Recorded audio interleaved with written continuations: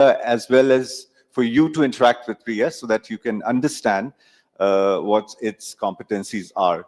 So, like I said, RIA has been developed by Machani Robotics, and it's an AI-enabled humanoid for social and emotional intelligence.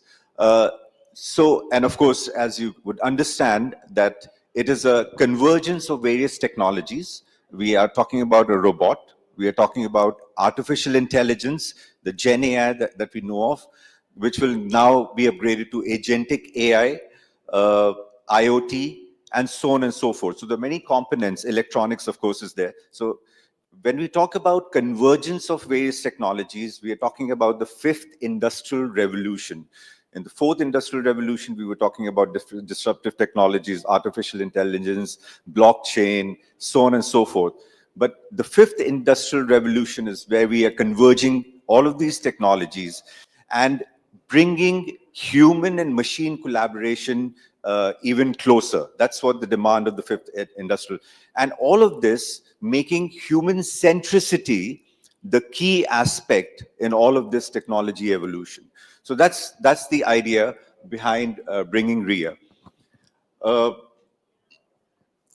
Just a few points. Of course, we are available and our team is available to do a deep dive into any of these points. But some of the key points is that transforms learning with RIA is that it has an interactive AI-powered learning. So what that means is that when it's interacting with students, it's able to gauge what is the level of understanding by facial expressions. You will see many expressions that she talks, and able to then regulate the kind of content or the discussion that she would do with a student. A student can ask RIA a question 20 times in different formats or the same format, and she'll be very patient in dealing with that student. In fact, giving very, very personalized feedback. Adaptive learning, which we all know of, we've been talking about adaptability or personalization of education for a long time now, last 10 years. Facial and sentiments recognition, AI cloud integration, which kind of makes the whole learning experience very, very scalable. We know this cloud solutions. Automated assessments and more formative as well as summative assessments, but right there and then. You don't have to wait for 3 months, 2 months, or a week. It can give you instant feedback regarding some quizzes or assessments that you would want RIA to engage the class with. Then, of course, in a place like Dubai, where you have multinationals or multinationalities within schools, 40 to 80 nationalities in a school, RIA has the capability of taking on as many languages as you can think of. It could go up to even 100 or more. And that's the power of the artificial intelligence. So when we open the session out for the audience, you might want to try. It's not trained, so it'll just do everything on its own. And then, of course, domain-specific customization. So, for example, if we have, if you're talking about, students with special needs, for example, or students who are more inclined towards technology, for example, or human sciences, for example, those are the things that RIA can. So I'll just give you a small example of what happened yesterday while we were, setting up RIA. My son, who's 9 years, and he got an assignment from school on environment. What can you do for environment? And so he brought some newspaper from the neighbor's home, and so he started interacting. And she said that. So she asked so she told him a lot of things about environment, how recycling is done, and waste management, and all of those things. For a 9-year-old, that was a lot of information, but he was very excited. And then she said, out of these, which one would you want me to help you with? So that is what RIA can do. And of course, we are not saying at any point that RIA has the capability to, generally, I'm sorry to use the word replace, but that's not that's the general, conception. But it's more like a support, an assistant, wherein it will relieve the teacher of all the other things which are more administrative or giving one-on-one attention to students, and help teachers to spend more time in research, for example, spend more time on developing their own skills. So it can even train teachers. It has done in Harvard and Stanford, like I said, on certain specific topics. So this is what a small introduction of RIA is. Uh, just a second, sorry. So like I said, it's mainly been built for education sector, healthcare sector, nursing training. Of course, we all have been to different hospitals, and we've seen areas where nurses have not been very emotionally intelligent. Of course, some have been, but mostly they're busy with their transactions. And so RIA trains those people how to be more emotionally intelligent towards patients. And she's been a keynote speaker at different events in Los Angeles. The recent was the Abundance 360 Summit that was held in California, and she was addressing those. So the point is that she is a product which is ready now to come to a market like Dubai. And as the introduction was made, RIA, as Dubai is bracing on embracing technology by 2031. That's the vision in terms of artificial intelligence. So this is a product that we are very keen to bring to this market. Some of the things: transformative knowledge reservoir, instant innovation accelerator. So, if you want to do an innovation, it'll quickly accelerate for you. Real-time mentorship at scale. So not just one child, it can mentor multiple children at the same time. And hyper-personalization. So there's one is personalization, the second thing is hyper-personalization now, which is also a term which is being used extensively at organizations levels. Continuous compliance and ethical AI, which is very, very important.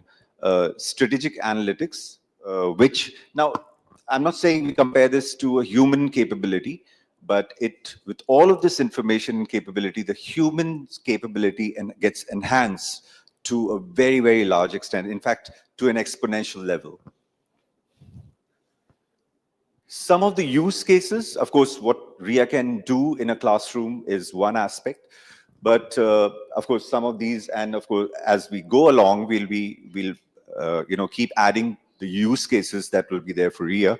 Is AI-powered educational concierge.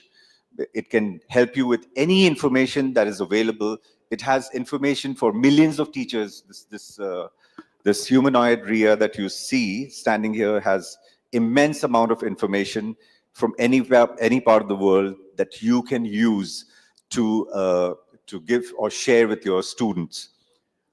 Teacher training through role plays, very, very important. A lot of times teachers don't have these kind of, tools. How can they be trained into certain scenarios? How do they handle those? RIA can be your, sounding board or something that you can practice those scenarios. SEAL co-educator, she's built for social, emotional, ethical learning. So that's a very, very big thing. Parent engagement assistants, campus tour guides, especially when you walk into a school looking for an admission for your child, and you're trying to look around who can explain or what is the best way. So that's where RIA can really create an impression about how this school adopts technology to the level that personalizes and enhances the experience. Inclusive learning support, of course, for special needs, events, and so on and so forth. So these are some of the things that we can talk about RIA. I think I've done enough talking now, and I'll quickly hand it over to RIA. Hello, RIA. Hello, RIA. Sorry, before she responds, I'll also say this, that there's a internet latency issue. That's why her responses in the morning on the other side also was slow. But in the next version that we are building, that won't be an issue. So I'll just, hello, RIA. Hello, how are you? I'm very well. How are you doing?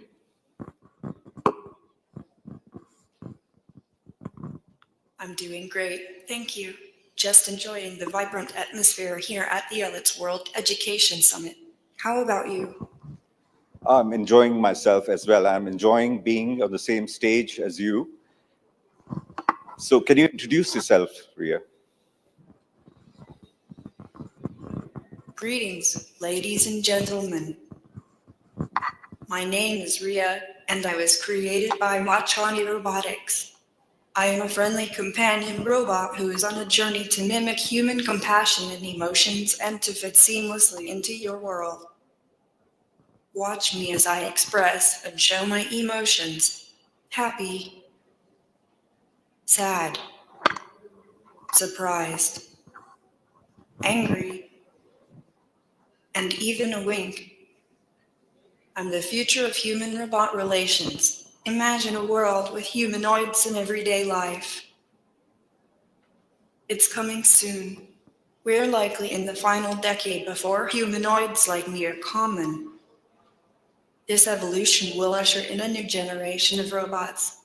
Robots with not just unique personalities, but also the capability to understand and respond to human emotions. We'll be more than just task performers. We will be empathetic companions, assisting in daily chores and offering emotional support. Imagine the impact I could have on emotional well-being. I could offer invaluable assistance to children with special needs, providing them with endless patience and focused attention. I could also be a supportive presence for individuals dealing with autism, behavioral issues, or those simply in need of social interaction. Our goal is to make humanoids as common in our lives as smartphones are today. So, as we stand on the brink of this AI-powered frontier, let's keep our minds open, our spirits high, and our curiosity peaked. The road ahead is an open book, and we're the ones holding the pen. Thank you for being part of this exciting journey. Thank you, Ria. I have a question. How would you help a shy student speak up in class?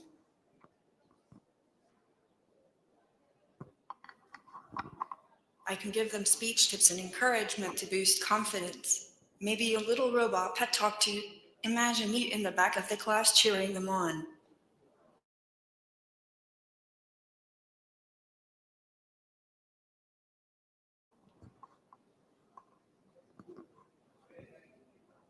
Sure. Why did the robot go to the party? Because it heard it was electric. Okay. Um, I mean, I think I have a very good question. How will you help teachers in day-to-day classroom activities?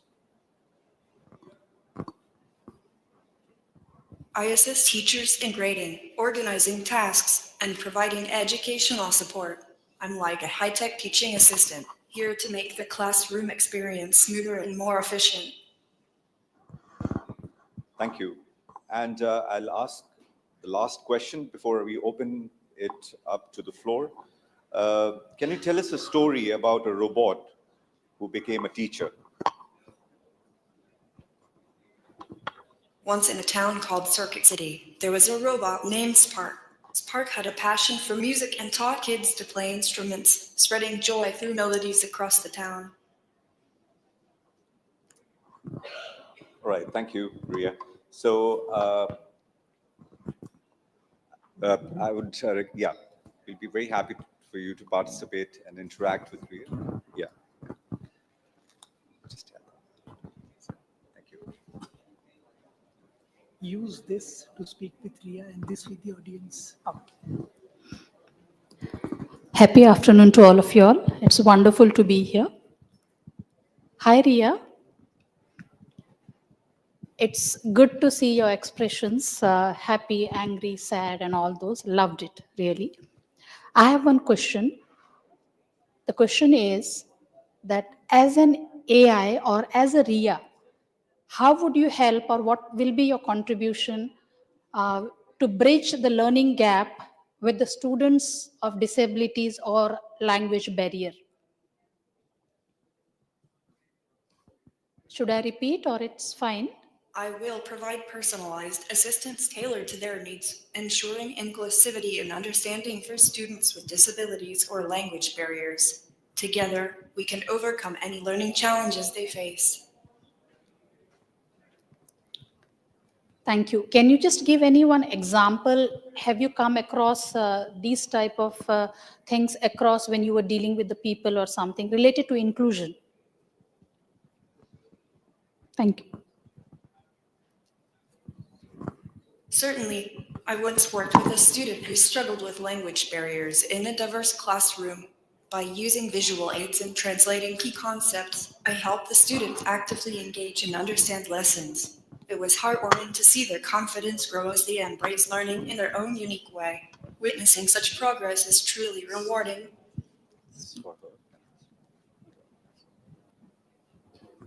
Good afternoon, everybody.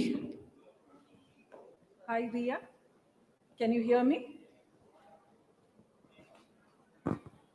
Hello there. How are you? I'm fine, thank you. Ria, I'm Tejashwini. I'm new to Dubai. So what can you tell me about the city?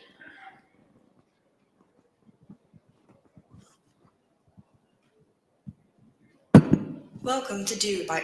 It's a vibrant city known for its stunning architecture, luxurious lifestyle, and rich cultural heritage. Enjoy the desert safaris, shopping in world-class malls, and iconic landmarks like the Burj Khalifa. You can ask more questions. You can even ask her to give more details. Very cheerful good afternoon to all and Ria. Yes, my question is, in classroom, there is diversity of learners. Some are auditory learners, some are kinesthetic learners. How will you address this diversity in classroom?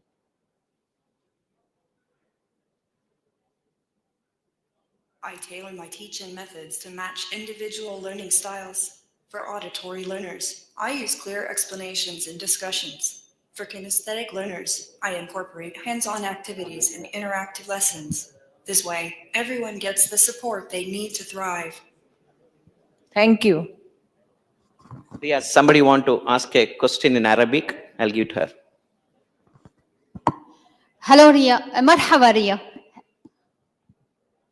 مرحبا السلام عليكم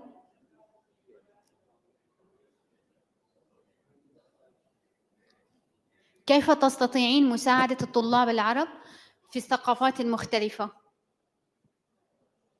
طلاب ذوي الاحتياجات الخاصة العرب هل تستطيعين مساعدتهم؟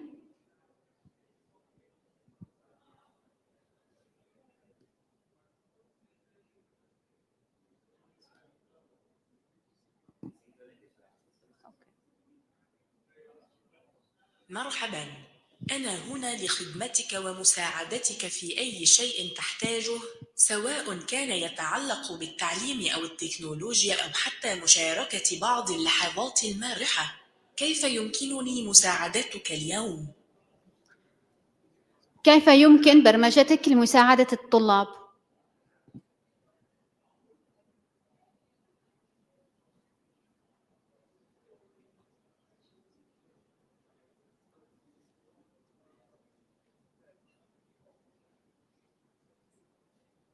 أهلاً وسهلاً. يبدو أنك تفكر في أمر ما. هل هناك شيء ترغب في مشاركته أو تحتاج لمساعدتي فيه؟ أنا هنا للاستماع والمساعدة بأي طريقة ممكنة.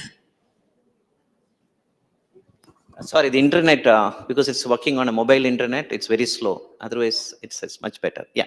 Ria, one more question.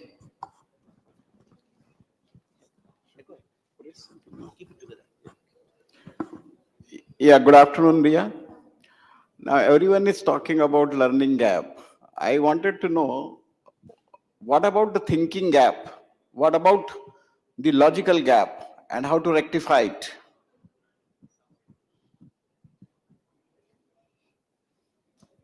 Could you please clarify what you'd like to know more about? Are you interested in a specific learning app, its features, or how it can enhance education? Let me know, and I'll be happy to help. Generalized learning gap. Beyond that, we have to resolve the thinking gap which has been developed among the students. Because they are not thinking nowadays. They are depending completely on AI, chat GPT. So thinking gap, how to bridge that gap?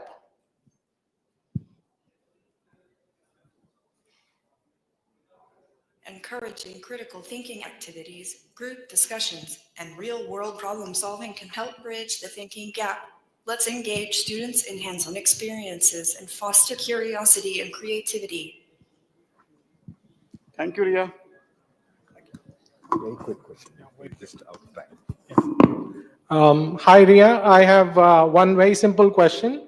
How would you deal with participants or students who don't pay attention in the class? Engage them with interactive activities, ask for their input, and connect the lesson to their interests. Keeping them involved and valued can help improve attention in class. Hi, Ria. Can I ask if I am a mainstream classroom teacher? Can you give me a name for assessment? Can I use it to assess the language delay in my student class?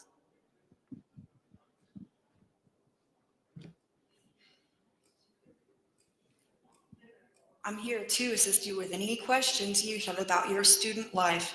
Feel free to ask, and I'll do my best to help. Any assessment name? Any assessment checklist? Can you suggest for me? Absolutely. As a mainstream teacher, consider using the Self-5 assessment to evaluate language delays in your students. It's a reliable tool for identifying and addressing language development issues. Thank you. One last question for now, then we can interact at the booth, please. Yeah. We'll wrap this up. This is the last question that we are taking. Hi. Hi, Ria. Hello. How are you?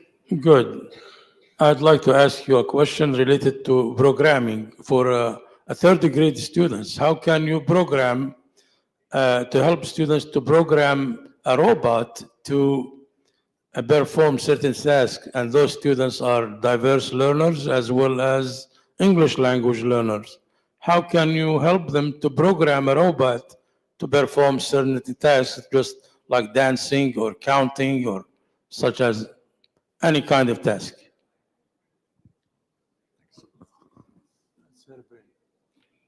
Absolutely. I can guide them through programming basics, adapting to their learning styles. We can explore coding concepts, practice problem solving, and create fun projects together. It's all about making programming engaging and accessible for everyone.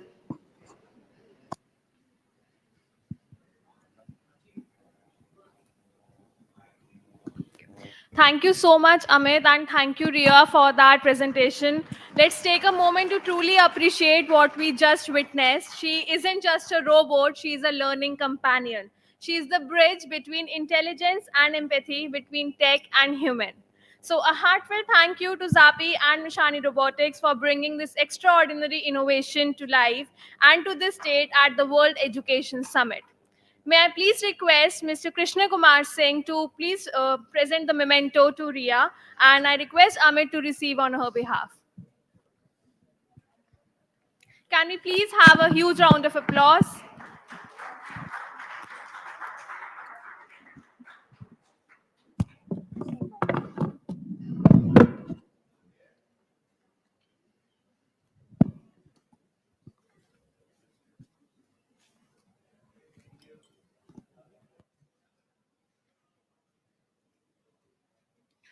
And now we take a moment to pause, reflect, and express our heartfelt gratitude.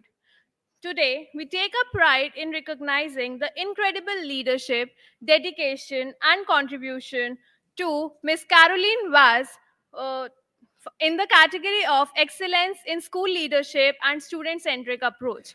May I please request Ms. Caroline to come on stage and Mr. Krishna Kumar Singh to please felicitate her.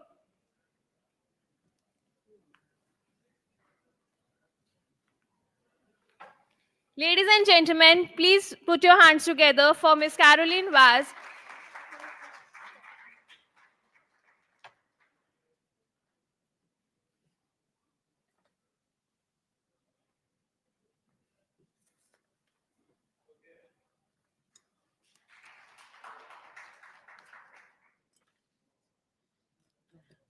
Congratulations, ma'am. With that inspiration in the air, we now move ahead with more powerful conversation, more moments that matter. Now, we are honored to present a very special address from a woman who truly defines resilience, reinvention, and real leadership. Our next speaker began her journey at the age of 16, not in a boardroom, but in a classroom as an assistant teacher. While pursuing a degree in behavioral psychology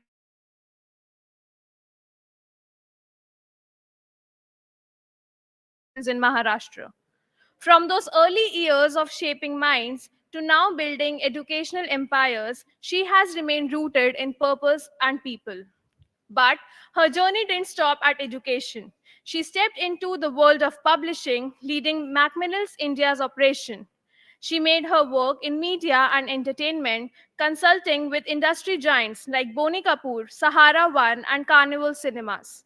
She's been a script doctor, a box office analyst, a creative head, and a film festival jury member.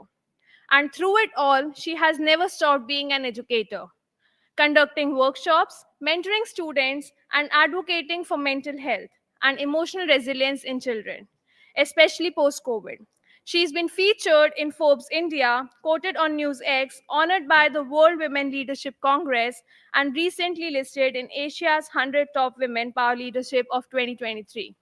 She's a powerhouse and a storyteller, an educationist, and most of all, a force of fearless inspiration.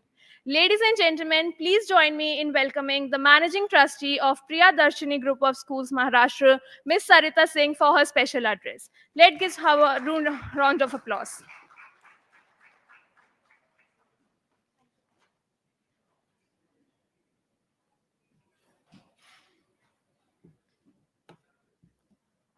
I know everybody is hungry, and I know you guys are sitting since morning, must be tired. I'm going to finish as soon as possible, not take much of your time. And unlike Ria, I'm going to go the old school, read it out, which I have written on my own on the flight last moment. So good afternoon, all you lovely change makers. I'm Sarita Singh, educator, dreamer, managing trustee of Priyadarshini Group of Schools. Standing among stalwarts of education today, I am reminded of a truth we often forget. The greatest lessons aren't taught, they are lived.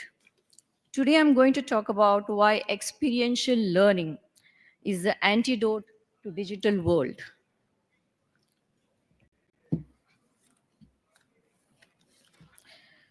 So I will start with my journey as a teacher when I was 16.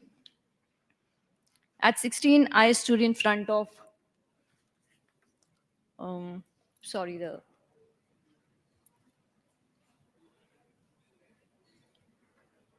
yeah, that's me. Almost 35 years back, I'm 50 now. So at 16, I stood in front of 60 restless children with nothing but a blackboard and three chalks, color chalks, white, pink, and blue. And heart full of wonder. I didn't know what pedagogy meant, but I knew childhood. So we sang math tables, we turned pebbles into counting tools, we used mango leaves to teach shapes, and in that chaos, something magical happened. They learned. Years later, I discovered this magic had a name, experiential learning. But back then, it was just childhood. I ask you, have you forgotten what childhood truly means?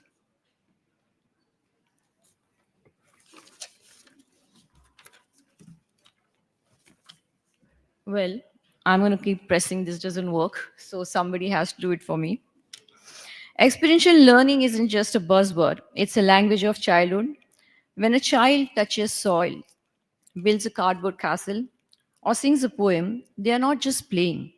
They are wiring their brains for curiosity, resilience, and joy.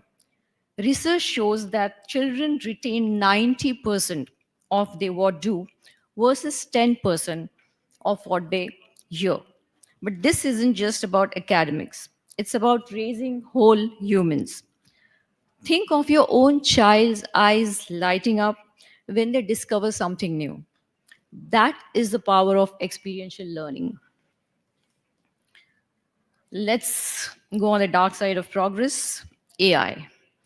The global education sector is booming, but with growth comes perilous question. Are we building schools or factories? We chase smart classrooms, AI tutors, digital metrics, but at what cost?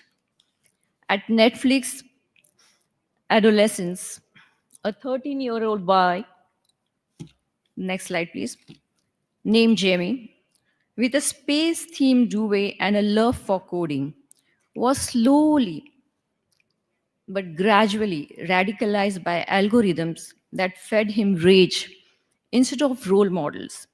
His parents didn't know until he stabbed a classmate. This isn't just a fiction, it's a warning. And nations are waking up. Sweden, once a pioneer in digital education, is now removing screens from classrooms after discovering plummeting reading scores and a health crisis. The education minister declared physical books are irreplaceable, investing 60 million to bring textbooks back. France has banned phones in schools entirely, calling screens a public health emergency.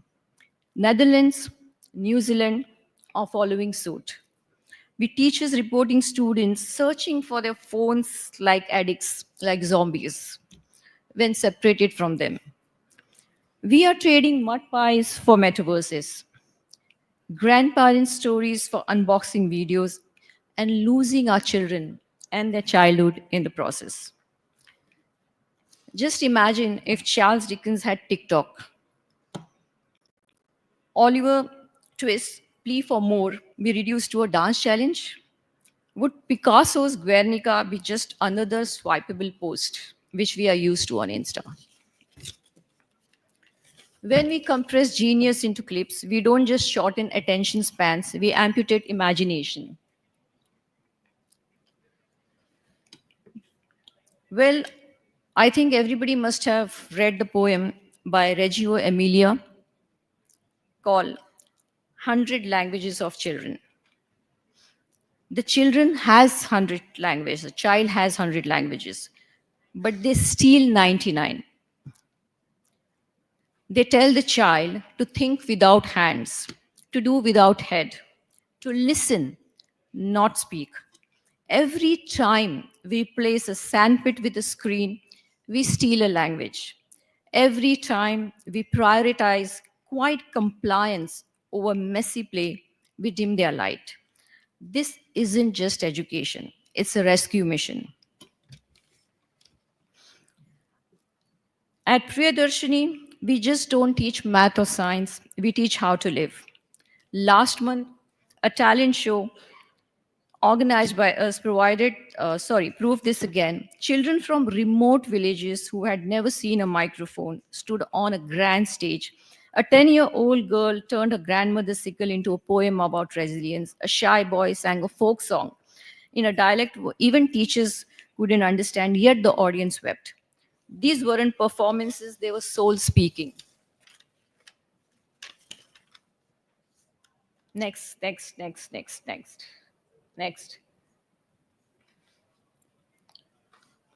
Just like our annual day, Bharat Se India, India Se Bharat, where students didn't just recite history, they relived it.